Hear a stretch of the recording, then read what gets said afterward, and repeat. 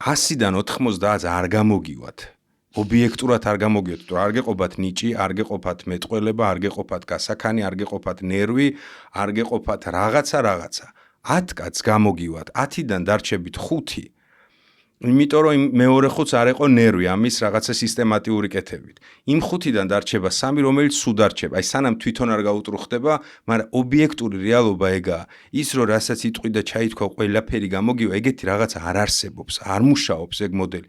ერთია რომ ყოველთვის ჯობია 2 სინანულია რა, არც ცდის და ცდის. ყოველთვის ჯობია ცადო და ინანო როცა არ გამოგივა, ვიდრე არ ცადო და მე ილაპარაკო სუფრაზე დააბრალო, რომ იმის ბრალია, ამის ბრალია, იცი რა კაი ბიჭი ვიყავ, არავის არ აინტერესებს ეს ბიჭები რა. ჯობია ცადო, დამარცხდე, მარცხში გამოძერწო ახალი იდეა, ახალი მიდგომა, მერე კიდე ცადო, კიდე დამარცხდე და ასე სანამ არ დადგება ის დღე, როდესაც გაიმარჯვებ.